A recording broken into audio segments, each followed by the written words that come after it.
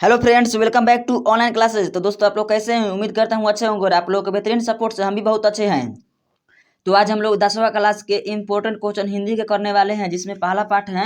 पहला पार्ट का नाम क्या है? तो श्रम विभाजन और जाति प्रथा इस पाठ का नाम है। तो दोस्तों, इसमें जो भी क्वेश्चन इंक्लूड किया गया है ना, उन सभी क्वेश्चन इंपॉर्टेंट हैं, तो इसको एक भी क्वेश्चन मिस मत कीजिएगा। चलिए मार्कर थोड़ा सा पतला कर ले रहे हैं।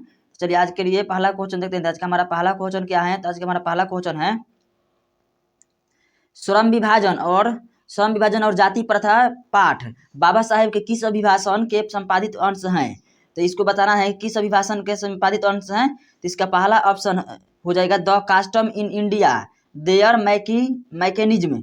दूसरा ऑप्शन हो जाएगा जेनेसिम एंड डेवलपमेंट। तीसरा हो जाएगा एनिहिलेशन ऑफ कास्ट। तो यही इसका सही उत्तर हो जाएगा ऑप्शन सी।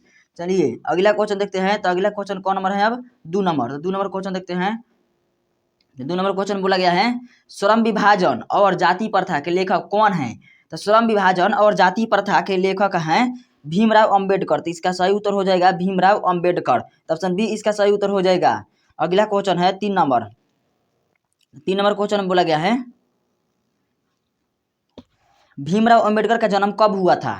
तो भीमराव अंबेडकर का जन्म कब हुआ था? तो 14 तारीख चौथा महीना 1891 में हुआ था भीमराव अंबेडकर का जन्म। चलिए अगला देखते हैं क्वेश्चन। अब मृत्यु हुई थी 56 में। आगे हम लोग पढ़ेंगे भीमराव अंबेडकर की मृत्यु कब हुई थी। तो 56 में।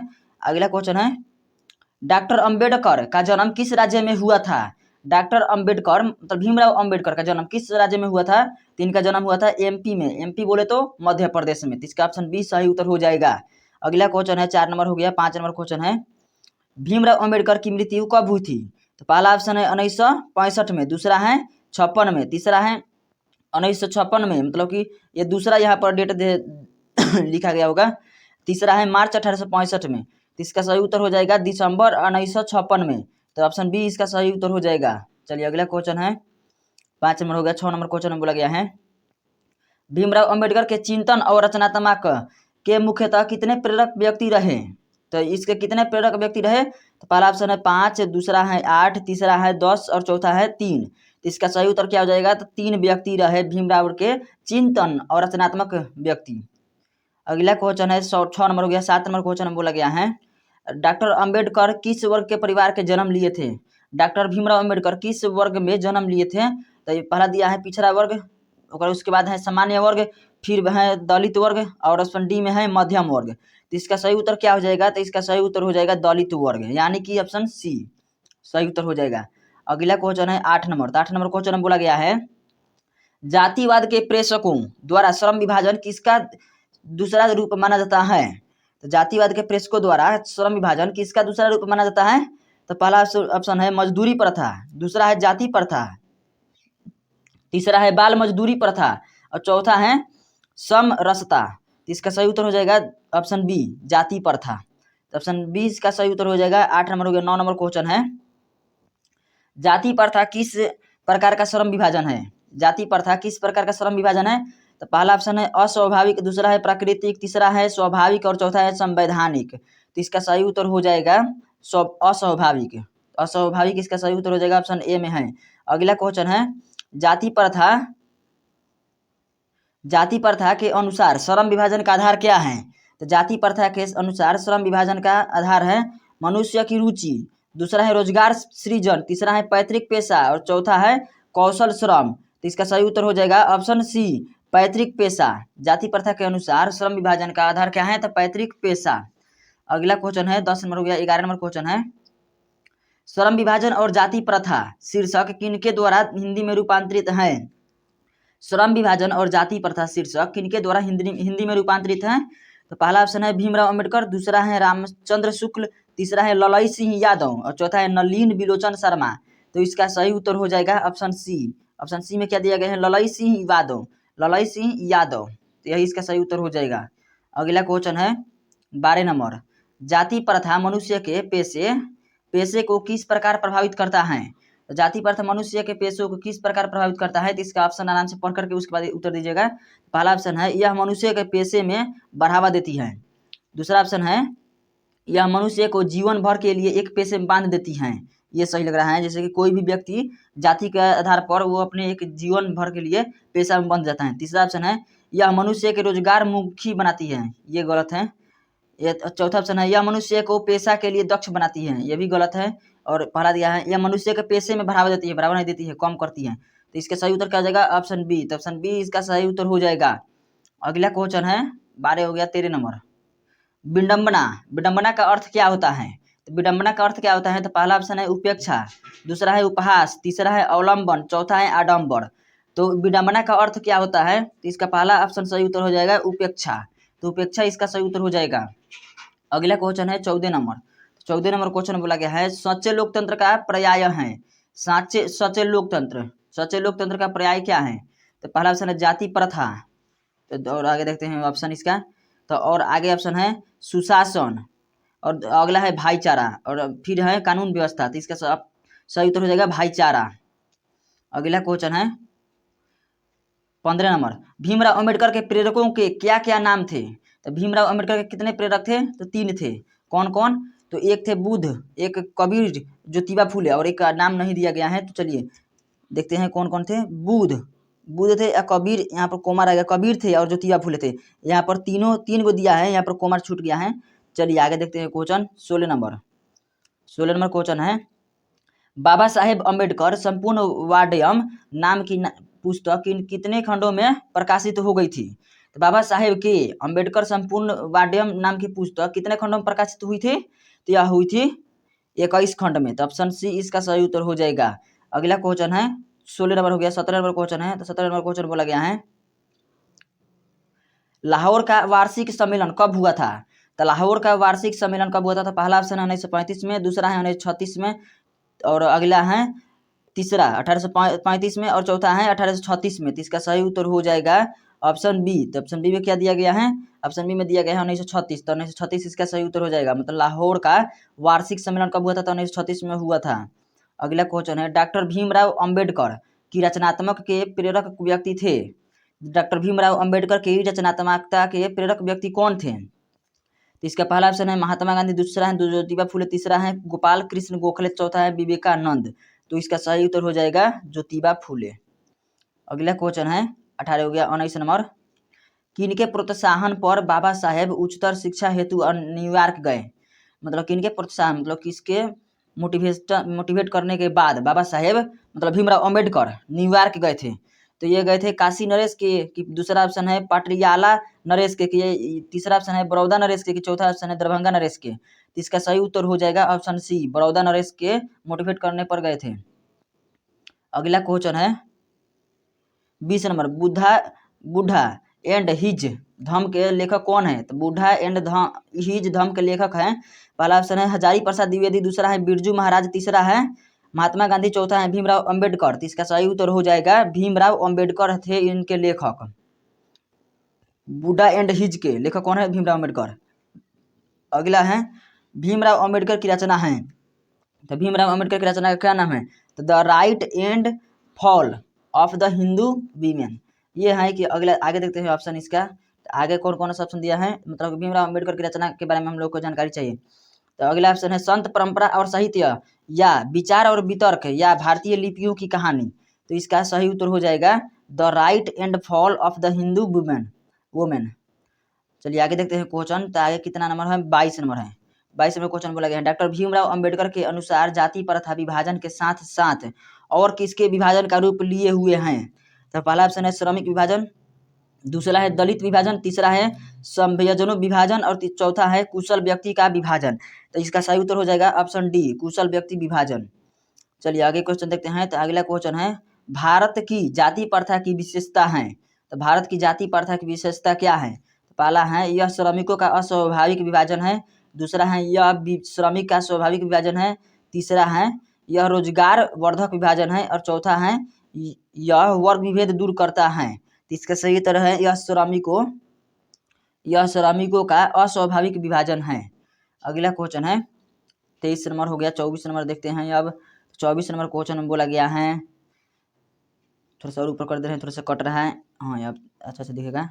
24 नंबर में बोला है जाति प्रथा स्वाभाविक श्रम विभाजन नहीं है, क्योंकि जाति प्रथा स्वाभाविक श्रम विभाजन नहीं है, क्योंकि यह मनुष्य की रुचि पर आधारित है। दूसरा ऑप्शन है यह पैतृक पेशा से संबंध नहीं है। तीसरा है इसमें मनुष्य सहजता से रोजगार युक्त हो जाता है। यह मनुष्य की रुचि पर आधारित नहीं है। इसका सही उत्तर क्या हो जाएगा? तो इसका सही उत्तर हो जाएगा ऑप्शन डी, यह मनुष्य की रुचि पर आधारित नहीं है। तो बिल्कुल सही बात है, मतलब जाति प्रथा मनुष्य को रुचि पर कोई भी काम नहीं करवाता है, यह जाति के आधार पर काम जो मिलता है वही करवाता है। चलिए आगे देखते हैं क्वेश्चन। तो आगे क्वेश्चन है 25 नंबर। तो 25 नंबर क्वेश्चन बोला गया है, लेखक आज के उद्योगों में गरीबी और उत्पीड़न से भी बड़ी समस्या किसे मानता है? तो इसका सही उत्तर हो जाएगा ऑप्शन ए। ऑप्शन ए में दिया गया है निर्धारित कार्यों को अरुचि के साथ विवशतावश करना। तो इसी को लेखक ने सबसे बड़ा गरीबी के लिए कारण माना है। अगला क्वेश्चन है 26 नंबर। तो 26 नंबर बोला गया है, कौन सी व्यवस्था मनुष्य के प्रशिक्षण अथवा उनकी निजी क्षमता का विचार किए बिना ही उसका पेशा निर्धारित कर देती है? तो इसका सही उत्तर हो जाएगा, पहला दिया है जाति व्यवस्था, दूसरा ऑप्शन दिया है शासन व्यवस्था, तीसरा है मध्ययुगीन व्यवस्था और चौथा दिया है आधुनिक व्यवस्था। तो इसका सही उत्तर हो जाएगा जाति व्यवस्था। आगे देखते हैं क्वेश्चन। तो आगे देखते हैं क्वेश्चन आगे में है 27 नंबर, आधुनिक मनु कहा गया है। आधुनिक मनु किसे कहा गया है? तो पहला ऑप्शन डॉक्टर राजेंद्र प्रसाद को, दूसरा है महात्मा गांधी को, तीसरा ऑप्शन दिया गया है सच्चिदानंद सिन्हा को और चौथा ऑप्शन दिया गया है डॉक्टर भीमराव अम्बेडकर को। तो इसका सही उत्तर हो जाएगा ऑप्शन डी। ऑप्शन डी में दिया गया है डॉक्टर भीमराव अम्बेडकर को आधुनिक मनु कहा जाता है। आगे क्वेश्चन है 28 नंबर। तो 28 नंबर क्वेश्चन में बोला गया है, संचारित का शब्दार्थ क्या है? संचारित का मतलब क्या होता है? तो पहला ऑप्शन दिया है आरोहित, दूसरा ऑप्शन दिया है चालित, तीसरा है प्रवाहित, चौथा है स्वचालित। तो इसका सही उत्तर हो जाएगा संचारित का शब्दार्थ हो जाएगा प्रवाहित। तो ऑप्शन सी इसका सही उत्तर हो जाएगा। अगला क्वेश्चन है, लेखक की दृष्टि में विडंबना की बात क्या है? लेखक की दृष्टि में विडंबना की बात क्या है? तो इसका पहला ऑप्शन है जातिवाद के पोषकों की कमी नहीं है, दूसरा ऑप्शन है जातिवाद के पोषकों नगण्य है, पोषक नगण्य है, तीसरा ऑप्शन है आर्थिक दृष्टि के जातिवाद उचित है और चौथा ऑप्शन है जातिवाद लोकतंत्र के विरुद्ध नहीं है। तो इसका सही उत्तर हो जाएगा जातिवाद के प्रेषकों की कमी नहीं है। तो ऑप्शन ए इसका सही उत्तर हो जाएगा। अगला क्वेश्चन है 30 नंबर, लेखक की दृष्टि से मतलब लेखक की दृष्टि में आदर्श समाज कैसा होना चाहिए? लेखक की दृष्टि में आदर्श समाज कैसा होना चाहिए? तो पहला ऑप्शन है जिसमें स्वतंत्र समता और भ्रातृत्व का भाव हो, दूसरा ऑप्शन है जिसमें सभी धनी हो, जिसमें तीसरा ऑप्शन है सभी पढ़े लिखे हो और चौथा ऑप्शन है जिसमें सभी स्वस्थ हो।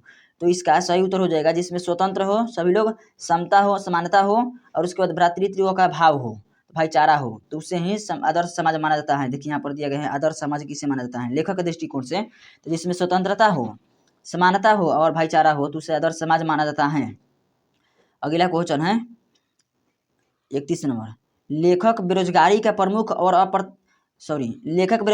प्रमुख और प्रत्यक्ष कारण किसे मानता है? तो पहला ऑप्शन है अशिक्षा को, दूसरा है जनसंख्या को, तीसरा है जाति प्रथा को और चौथा क्या बोला है? चौथा में है उद्योग धंधे को। उद्योग धंधे को लेखक मतलब उद्योग धंधे को मानता है कि नहीं मानता है? तो चलिए इसका पहले क्वेश्चन पढ़ते हैं। लेखक बेरोजगारी का प्रमुख और प्रत्यक्ष कारण किसे मानता है? तो वो तो जाति प्रथा के बारे में है यह चैप्टर, तो इसका अधिकतम आंसर क्या हो जाएगा? जाति प्रथा ही होगा। चलिए आगे देखते हैं क्वेश्चन। तो अगला क्वेश्चन है, डॉक्टर भीमराव अम्बेडकर का जन्म कहाँ हुआ था? तो मध्य प्रदेश में हुआ था, ये तो हम लोग जानते हैं, लेकिन अब यहाँ पर जगह पूछा है तो मध्य प्रदेश और कहाँ कहाँ है? तो कहीं नहीं है। तो हम लोग मध्य प्रदेश जगह नहीं भी पता होगा तो मध्य प्रदेश क्लिक कर देंगे, लेकिन यहाँ पर और मध्य प्रदेश दिया होता है और उसका जगह दिया होता है तब कन्फ्यूजन होता है यहाँ पर ABC में BCD में। तो यहाँ पर मध्य प्रदेश महू में हुआ था इनका जन्म, तो इसका ऑप्शन ए सही उत्तर हो जाएगा। आगे देखते हैं क्वेश्चन 33 नंबर। 33 नंबर में दिया गया है क्वेश्चन, डॉक्टर अंबेडकर ने किस पत्रिका का संपादन किया था? तो पहला ऑप्शन है उज्ज्वल भारत, दूसरा है उड़ता भारत, तीसरा है बहिष्कृत भारत और चौथा है पुरस्कृत भारत। तो इसका सही उत्तर हो जाएगा बहिष्कृत भारत, ऑप्शन सी इसका सही उत्तर हो जाएगा।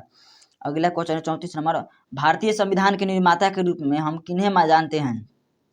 भारतीय संविधान के निर्माता के रूप में हम किन्हें जानते हैं? तो पहला ऑप्शन है महात्मा गांधी, दूसरा है भीमराव अम्बेडकर, तीसरा है जवाहरलाल नेहरू, चौथा है सुभाष चंद्र बोस। तो इसका सही उत्तर हो जाएगा भीमराव अम्बेडकर को हम लोग जानते हैं।